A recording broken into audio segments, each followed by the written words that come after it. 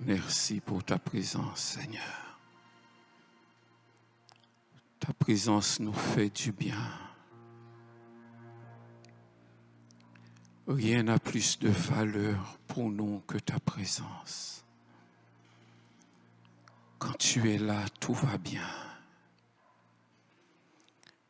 Quand tu es là, les ténèbres s'enfuient. Alléluia. Quand tu es là, nous sommes dans la paix. Ta joie remplit nos cœurs. Ta force nous est communiquée. Nous goûtons les délices de ton amour. Et nous sommes comblés, Seigneur. Nous sommes comblés quand tu es là. Merci pour ta présence.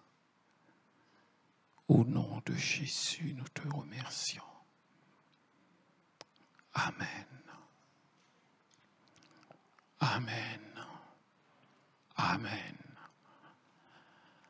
Alléluia. Béni soit l'Éternel. Et heureux le peuple dont il est le Dieu. Est-ce que ce peuple est ici ce matin? Est-ce que ce peuple est ici ce matin? Alléluia. Je peux prendre des libertés. Si je ne me trompe pas, on n'est pas sur Internet. Donc j'ai tout mon temps. Oui, on est sur Internet. Nous saluons. Nous saluons les amis qui nous écoutent par la voix des ondes de l'Internet. Et nous bénissons le Seigneur pour les techniciens, toute l'équipe technique, vidéo, projection, etc. Que le Seigneur vous bénisse. Alléluia. Gloire à Dieu. Depuis le départ de mon épouse, je me retrouve à gérer 2 véhicules, le sien et le mien. Donc ça veut dire des déplacements dans la journée, chercher là où il y a de l'ombre. Et à chaque fois que j'essayais de le faire, j'étais ennuyé parce qu'il y a un arbre sur le sentier, là où il y a le plus d'ombre. Il y a un arbre qui a étendu ses branches et chaque fois que j'essaie de positionner la voiture là, j'ai le bip, bip, bip, bip, bip, bip de la marche arrière, ça commençait à m'agacer. Et un jour, je regarde cet arbre et je lui dis, écoute, ça fait au moins 5 ans que tu es là et jusqu'à présent, je n'ai pas vu un seul de tes fruits. C'est un pied de pomme cannelle. Quand je l'ai planté, j'espérais manger des pommes cannelle et ça fait au moins 5-6 ans qu'il est là. Et je n'ai jamais encore vu une pomme cannelle. Et en plus, il m'empêche de garer la voiture convenablement. Alors je me disais, cet arbre-là, on va devoir prendre une décision. Et puis, j'ai cessé de penser à ça et peut-être une dizaine de jours après, je regarde 13 pommes cannelle dans l'arbre. 13 pommes cannelle. Je ne sais pas s'il avait lu dans mes pensées, s'il avait entendu ce que j'avais dit, mais en tout cas, on dirait qu'il s'est dépêché de faire des pommes cannelle. J'avais presque envie de lui dire « Excuse-moi de t'avoir mis la pression ». Et la leçon que je tire de tout cela, bien-aimés, c'est que finalement, un arbre est fait pour porter des fruits. Le soleil est fait pour chauffer, la lune est faite pour éclairer, le poisson est fait pour nager, l'oiseau est fait pour voler, l'arbre est fait pour porter des fruits. Dans l'Écriture, il est dit qu'un quart des paraboles de Jésus ont trait à des arbres, à ce qui est du domaine de l'agriculture. Il parle de blé, il parle de grains, il parle de sol, il parle de vignes, de vignerons. Un quart de ces paraboles ont pour base un de ces éléments. Et il y a même un verset dans la Bible où Jésus parle à un figuier.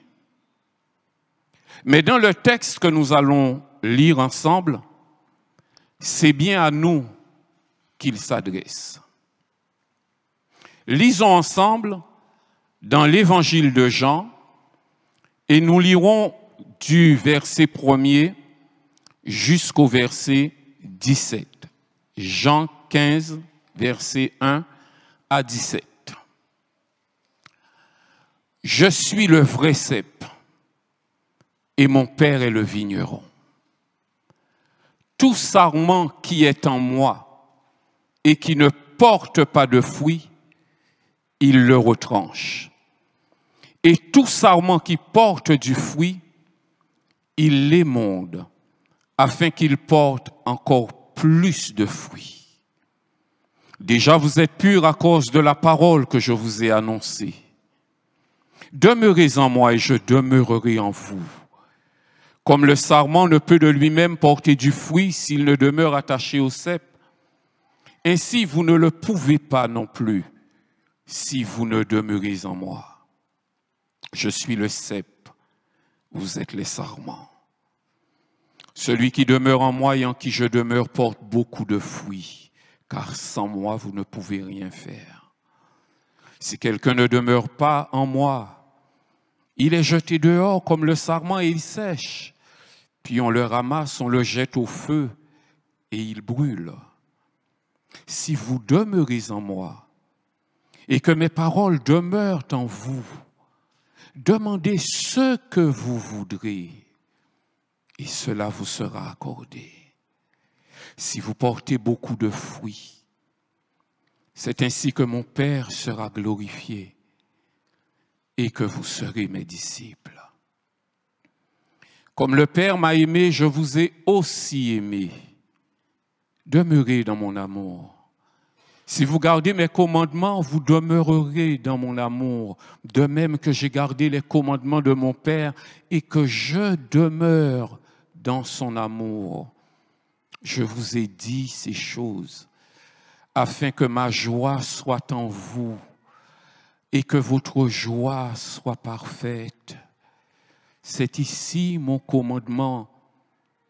Aimez-vous les uns les autres comme je vous ai aimé.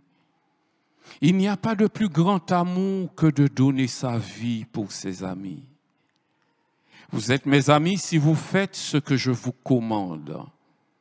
Je ne vous appelle plus serviteur parce que le serviteur ne sait pas ce que fait son maître. Mais je vous ai appelé amis parce que je vous ai fait connaître tout ce que j'ai appris de mon Père. Ce n'est pas vous qui m'avez choisi, mais moi, je vous ai choisi et je vous ai établi afin que vous alliez et que vous portiez du fruit et que votre fruit demeure, afin que ce que vous demanderez au Père en mon nom, il vous le donne. Ce que je vous commande, c'est de vous aimer les uns les autres. Amen. 4 considérations concernant l'arbre et le tronc. Parce que dans cette image que Jésus prend, il identifie le vigneron qui est le Père Dieu. Il parle de lui comme étant le cep. Le cep, c'est le tronc. Et il parle de nous comme étant les sarments, c'est-à-dire les branches. Le tronc, c'est Jésus, et les branches, c'est nous. Voyons donc 4 généralités concernant ce domaine, mais qui ont, si on y réfléchit bien, une implication spirituelle pour nous. La première considération, c'est que le tronc et la branche sont unis pour un même but. Et ce but, c'est de faire la joie du vigneron en portant du fruit. Le tronc et la branche ont un même but, porter du fruit. Deuxième considération, les branches d'un arbre se ressemblent. Et toutes les branches d'un même arbre sont censées porter les mêmes fruits. Vous m'avez entendu? Ils se ressemblent et ils sont censés porter le même fruit. Prenons l'exemple d'un manguier. Si vous regardez les branches d'un manguier, elles se ressemblent.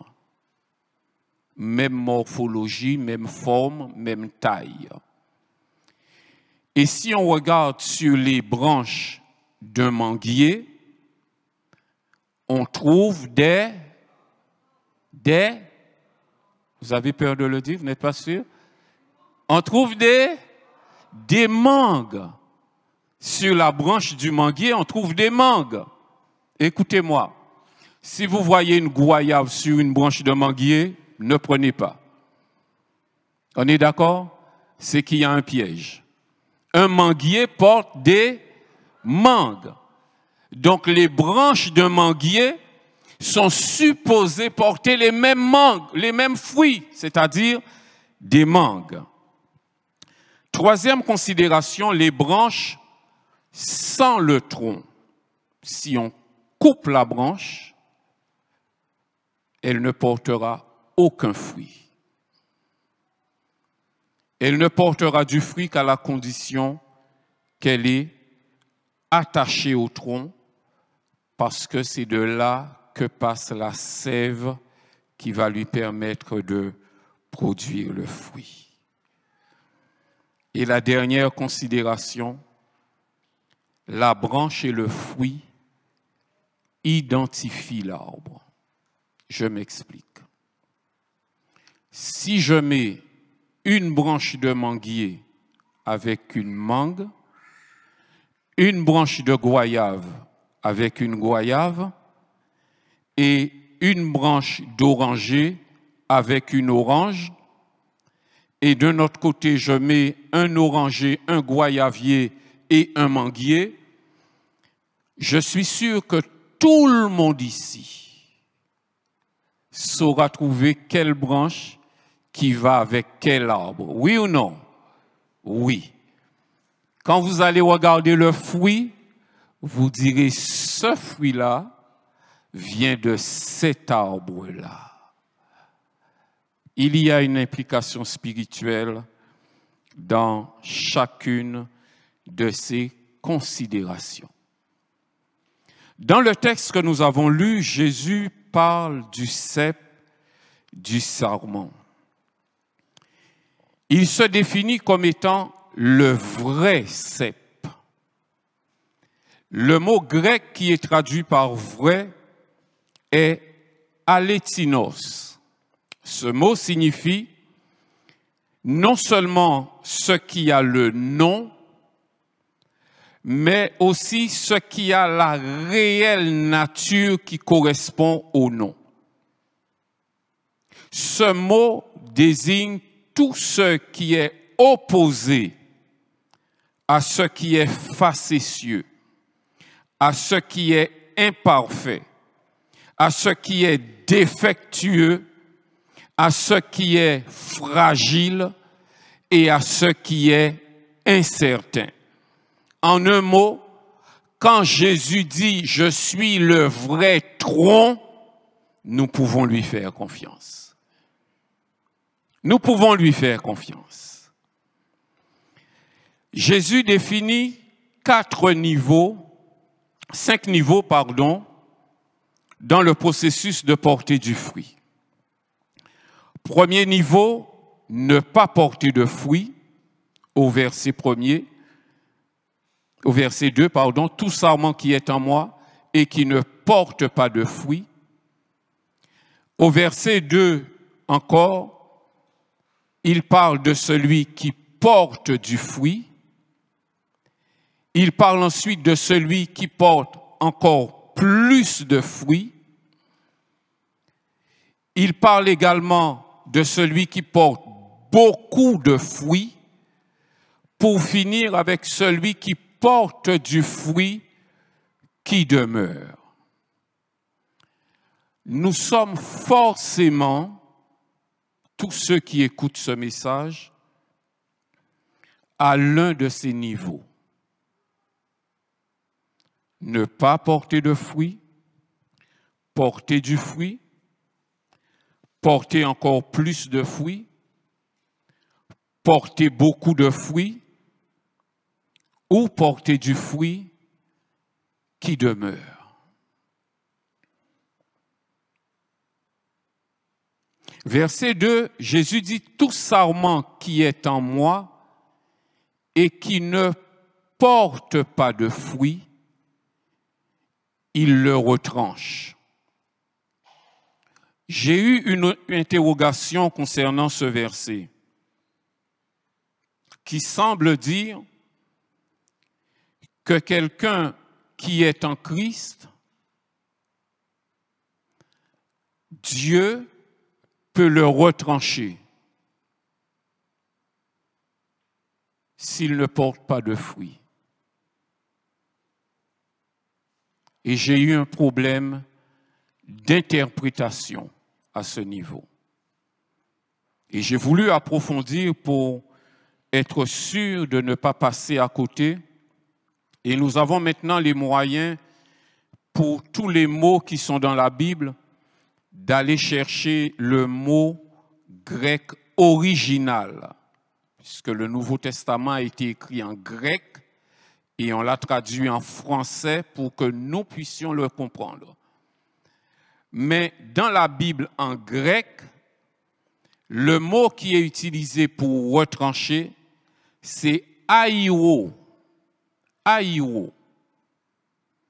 Ce verbe a plusieurs sens. Et parmi les plusieurs sens, il a le sens effectivement de ôter. Mais son sens premier, ce n'est pas ôter, retrancher, c'est élever, porter. Et donc, je comprends de la manière suivante, tout sarment qui est en Christ et qui ne porte pas de fruits, le Père le porte pour l'emmener à porter du fruit. Nous verrons un autre texte tout à l'heure qui vous permettra de mieux comprendre ce que je viens de dire. Mais toujours est-il que nous notons qu'on peut être en Christ et ne pas porter du fruit. Et pour porter beaucoup de fruits et plus de fruits, Jésus ne nous invite pas à être en lui, il nous invite à demeurer en lui. Alors, quelle est la différence entre être en Christ et demeurer en Christ? Je ne veux pas ouvrir un débat théologique, mais si on regarde aux fruits, nous pouvons nous dire que nous ne pouvons pas simplement dire « je suis en Christ ». Nous ne pouvons pas nous contenter de dire simplement « je suis chrétien ». Nous ne pouvons pas nous contenter de dire simplement « je suis membre de l'Assemblée de Dieu de Basse-Terre ». Mais nous devons aller au-delà de cela et être des hommes, des femmes, des jeunes, des chrétiens qui demeurent en Christ. Demeurer en Christ, c'est être en communion avec lui. Demeurer en Christ, c'est vivre l'intimité permanente avec lui. Demeurer en Christ, c'est en toute chose chercher sa volonté pour l'accomplir. Non pas notre volonté, mais toujours sa volonté. Celui qui demeure en Christ portera plus de fruits. Le vigneron a deux stratégies pour que nous puissions porter du fruit. Le vigneron de la Bible, pour que nous puissions porter du fruit. Première stratégie, demeurer en Christ. Deuxième stratégie, c'est la stratégie du sécateur, l'émondage. J'ai cherché la définition de ce verbe émonder. Il signifie débarrasser des branches mortes, débarrasser des branches inutiles, débarrasser les parasites qui ne portent pas de fruits. Et ce mot signifie aussi purifier par le feu. Alors si quelqu'un porte déjà du fruit et se trouve dans des situations, dans des circonstances qu'il ne comprend pas, Seigneur, pourquoi ça m'arrive? Pourquoi cette douleur? Pourquoi cette humiliation? Il est possible que le vigneron soit en train, au travers de la difficulté que tu traverses, il est en train de t'émonder pour te faire passer à un niveau supérieur où tu porteras encore plus de fruits. Il m'est revenu le témoignage d'une bien-aimée. Quand elle s'est donnée au Seigneur, c'était avec beaucoup de joie, beaucoup de zèle. Elle était heureuse d'avoir rencontré le Seigneur. Et elle m'a raconté que dans le monde, avant de se convertir, qu'elle était une femme très élégante qui aimait à se parer de bijoux. Elle portait beaucoup de bijoux. Les oreilles, le cou, les mains, les poignets. Elle avait des bijoux partout. C'était son truc, les bijoux. Elle se sentait belle quand elle portait ses bijoux. Et puis un jour, à l'assemblée, elle a pris un coup de prédication sur la tête. Je pèse mes mots. Parce que quelquefois, si nous n'avons pas les bons mobiles, nous pouvons blesser même en utilisant la parole de Dieu. Et c'est ce qui est arrivé à cette bien-aimée. Elle s'est sentie jugée parce que le message portait sur les bijoux, mais sans compassion, sans en contrepartie parler de l'amour de Christ. C'était centré uniquement sur les bijoux. Elle en a pris plein la tête ce jour-là. Elle s'est sentie jugée, indigne, comme si elle souillait l'Église par sa présence. Et elle était dans un déchirement parce que d'un côté, elle aimait le Seigneur, elle voulait continuer, elle aimait la communion des saints. Elle voulait continuer à marcher avec le Seigneur. Mais elle avait cette douleur. Pour elle, c'était une douleur de se séparer de ses bijoux. Alors, elle a trouvé une astuce. Elle s'habillait, elle se parait de ses bijoux chez elle. Et arrivée sur le parking du temple, dans sa voiture, elle enlevait les bijoux un après l'autre. Elle rentrait, elle faisait son culte, elle remontait dans sa voiture. Quand tout le monde était parti sur le parking, elle remettait ses bijoux et elle rentrait chez elle. Et les voisins la voyaient rentrer avec ses bijoux. Et elle a fait ça pendant longtemps, jusqu'au jour où, pendant qu'elle était en train d'enlever les bijoux, le Seigneur lui a parlé pour la rassurer. Ne sois pas hypocrite.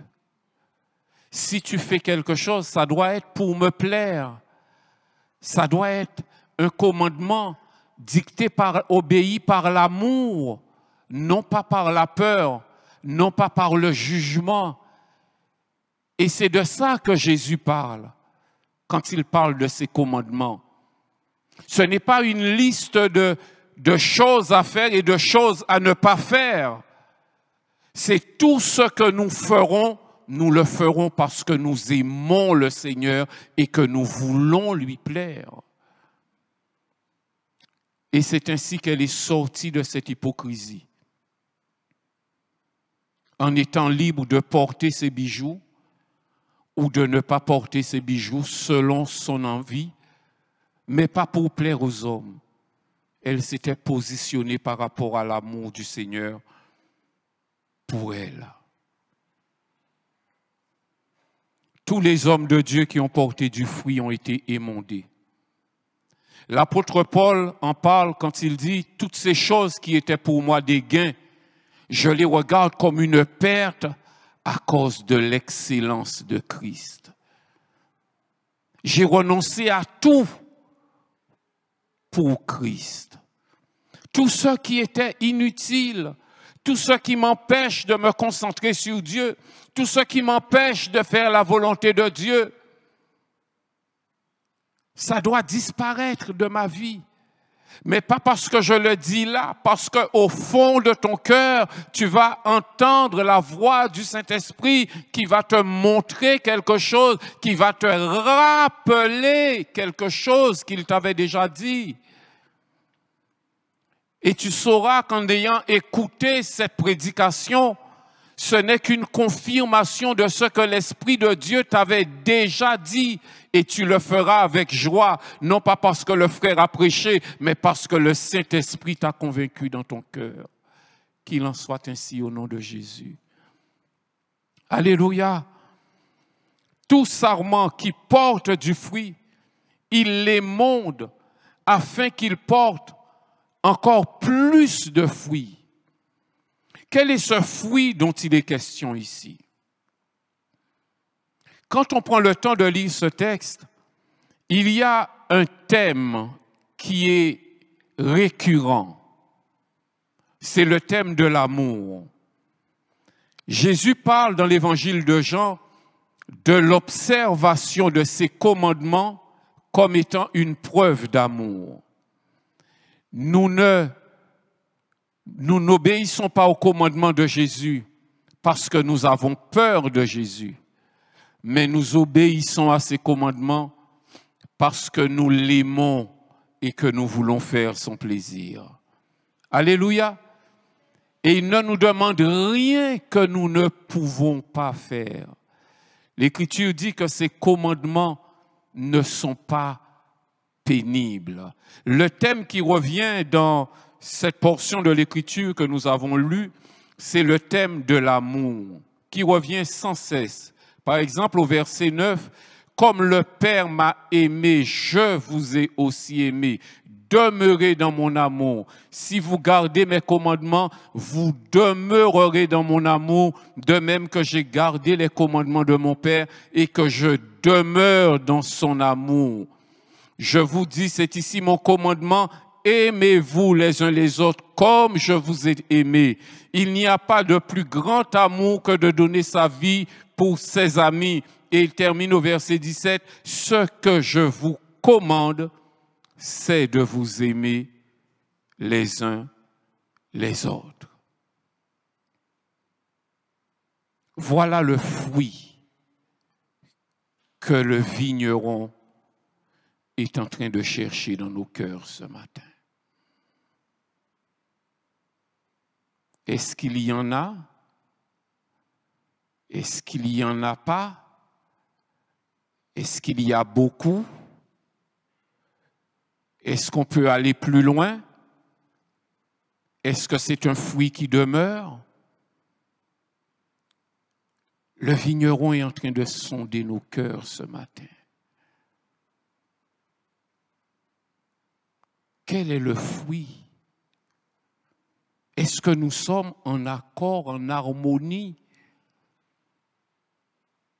avec le fait de demeurer en Jésus pour porter les fruits qui glorifient le vigneron. Parce que c'est de cela qu'il s'agit.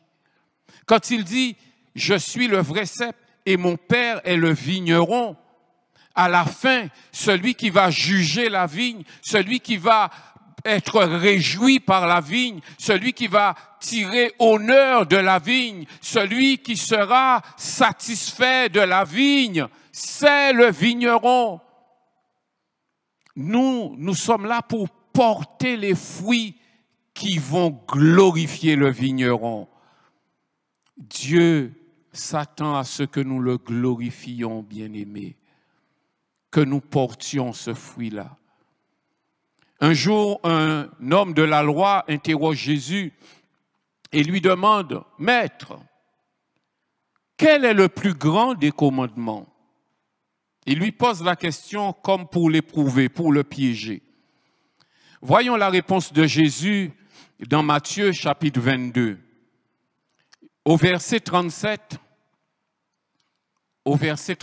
Jésus lui répondit, « Tu aimeras le Seigneur ton Dieu de tout ton cœur, de toute ton âme et de toute ta pensée. »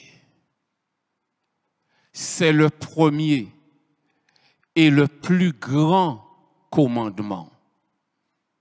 Et voici le second qui lui est semblable. Tu aimeras ton prochain comme toi-même. De ces deux commandements dépendent toute la loi et les prophètes. Quand on définit un fruit, il y a des caractéristiques telles que la couleur, l'aspect, la taille, le goût, qui nous permettent de savoir ça c'est une goyave, ça c'est une mangue, ça c'est une pomme, ça c'est une figue. Pour nous qui sommes la vigne de l'Éternel, chacun des fruits que nous allons porter devra avoir deux caractéristiques. Première caractéristique, est-ce qu'au travers de ce que j'ai dit, de ce que j'ai fait, on voit, on ressent que j'aime Dieu de tout mon cœur, de toute ma force, de toute ma pensée. Quand je parle, est-ce que je montre en parlant que je suis quelqu'un qui aime Dieu de tout son cœur, de toute sa force, de toute sa pensée? Quand j'agis, est-ce que mes actes démontrent que je suis quelqu'un qui aime Dieu de tout son cœur, de toute son âme, de toute sa force, de toute sa pensée? Et la deuxième caractéristique du fruit que Dieu cherche en nous, quand je parle, quand j'agis, quand je pense, est-ce qu'on retrouve en cela, dans ces caractéristiques, un homme qui aime son prochain comme lui-même?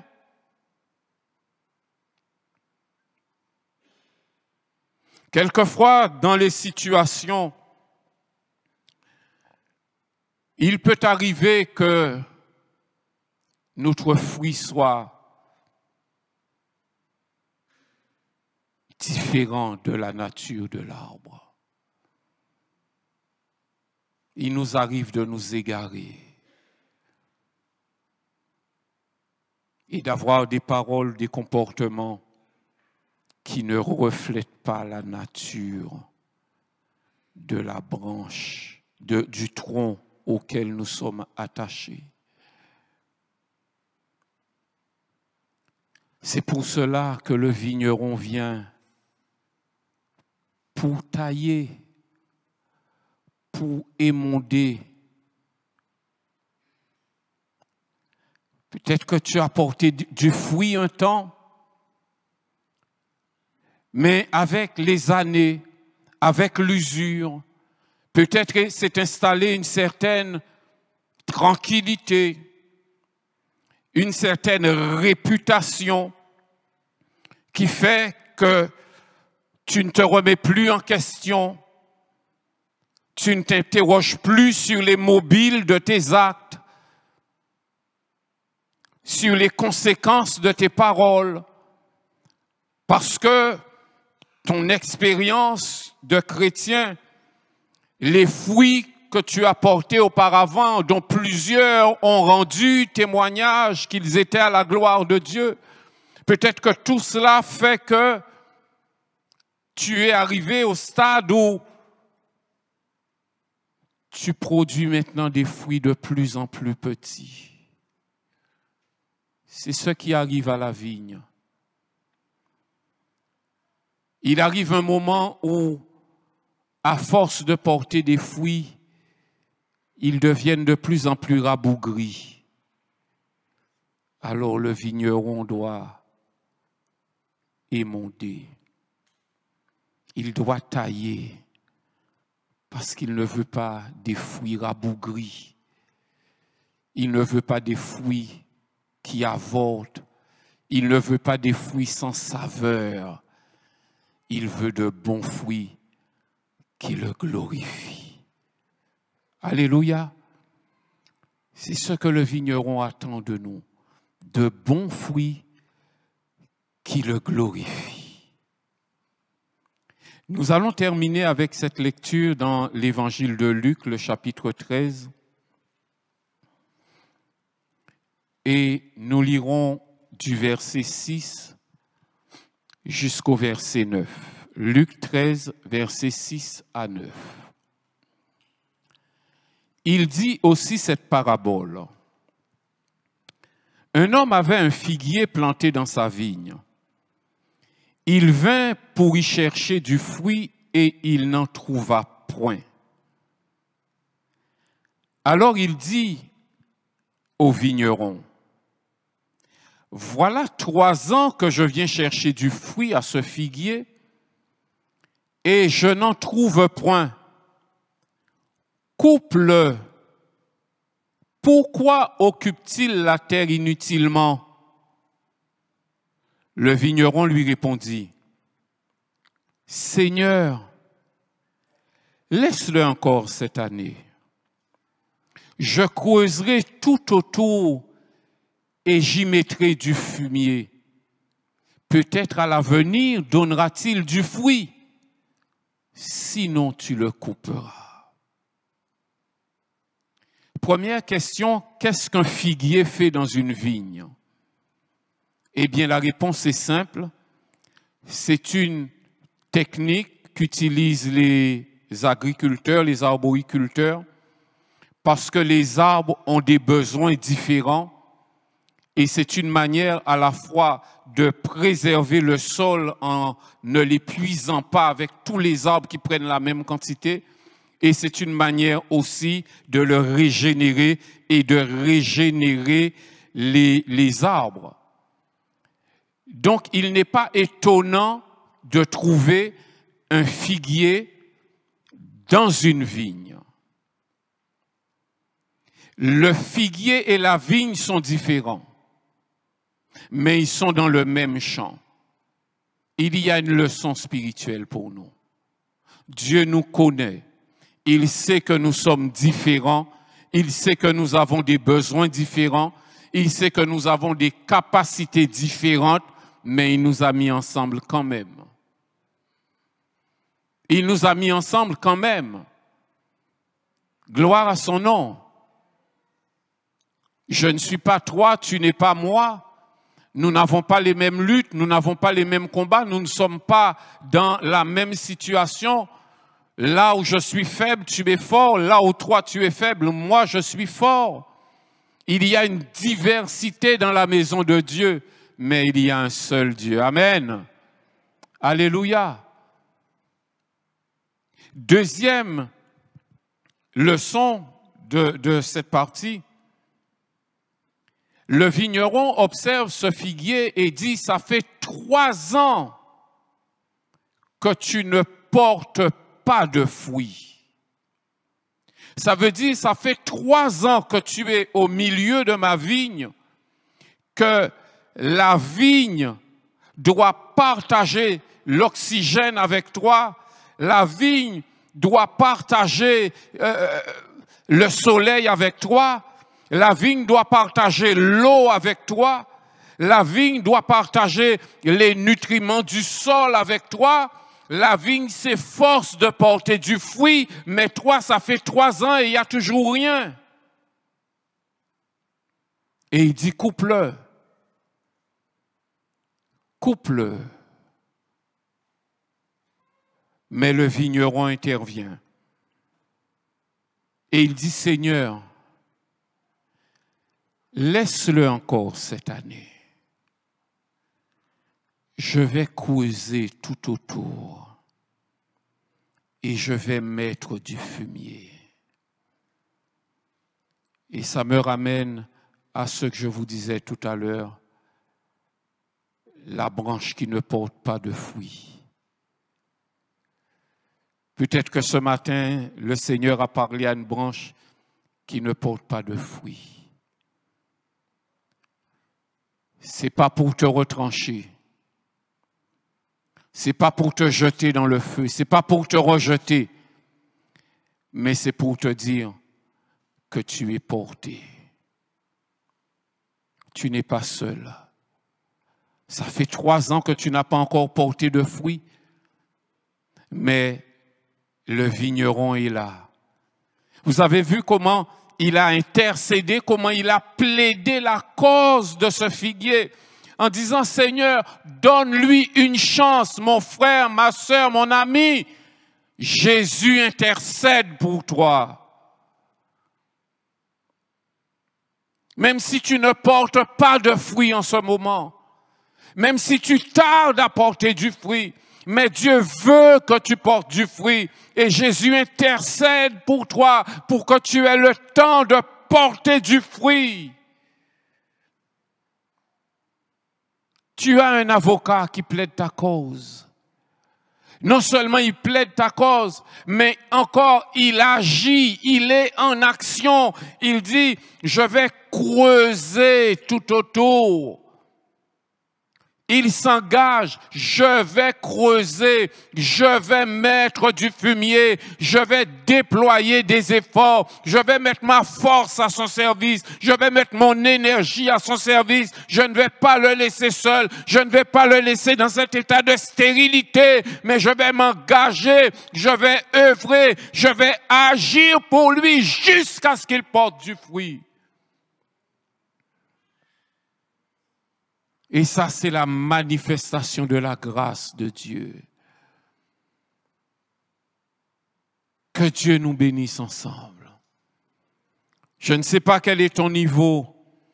Si tu es cet arbre qui porte beaucoup de fruits, ou si tu es celui qui avait tardé à porter du fruit. En écoutant cette parole, tu t'es dit, mais quand j'agis, je ne montre pas de l'amour pour mon frère, pour ma soeur, pour mon voisin, pour cet homme, cette femme. Je ne manifeste pas de l'amour. Ça veut dire que je ne porte pas de fruits. Est-ce que Dieu me rejette? Non. Ce matin, le vigneron a agi. Il a creusé un nouveau sillon et il a déposé quelque chose dans ton cœur pour que tu prennes la résolution de t'appuyer sur sa force pour porter du fruit, de t'attacher à lui, de demeurer en lui, de renouveler ton intelligence afin que tu comprennes les choses que tu vis, les situations que tu es en train de vivre, les échecs peut-être, les difficultés, l'humiliation, les choses qui sont en train de t'arriver et que tu ne comprends pas, que tu puisses les regarder d'une nouvelle manière en te disant, mon but, c'est de porter du fruit qui glorifie Dieu. Inclinons-nous ensemble. Seigneur Dieu Tout-Puissant, merci pour ta parole, elle est éternelle. Les cieux et la terre passeront, mais il ne tombera pas un seul iota de ta parole. Elle nous révèle le cœur du Père, la volonté du Père, les attentes qu'il a envers nous. Merci parce qu'au travers de ta parole, nous réalisons que nous ne sommes pas seuls. Nous réalisons qu'il y a un but à notre vie. Et nous réalisons que tu n'as pas laissé tous les efforts peser sur nous. Mais ce que tu nous appelles à faire, c'est de demeurer en toi. Seigneur, merci pour mon frère, pour ma sœur. Merci pour chacun de ceux qui ont entendu cette parole. Merci pour le prédicateur qui l'a prêché. Merci de te servir de cette exhortation pour que nous puissions nous positionner, aller de progrès en progrès, ne pas regarder les fruits que nous avons portés hier seulement, mais regarder vers l'avenir. Comme le vigneron a dit, à l'avenir donnera-t-il du fruit. Nous avons donné, nous voulons encore donner, nous voulons donner davantage et nous voulons donner un fruit qui demeure. Le fruit que tu attends de nous, Seigneur, se manifestera par l'amour que nous avons pour toi, par l'amour que nous avons pour notre prochain. Que chacun de nos actes, chacune de nos paroles soit empreinte de cet amour. Seigneur, ce n'est pas notre amour, car ta parole nous dit que l'amour de Dieu est déversé dans nos cœurs par le Saint-Esprit. Nous ouvrons nos cœurs pour être encore renouvelés, pour être encore ravitaillés, Seigneur. Donne à chacun une pleine mesure, serrée, secouée et qui déborde, afin que nous soyons affermis dans ta parole, dans ta volonté, et que tu en sois glorifié. En demeurant dans ton amour, Seigneur, tu nous donnes la garantie que ce que nous te demanderons, nous le verrons, nous l'obtiendrons, nous les verrons s'accomplir. Merci, merci de faire tomber toute écaille. Merci de renouveler nos cœurs ce matin.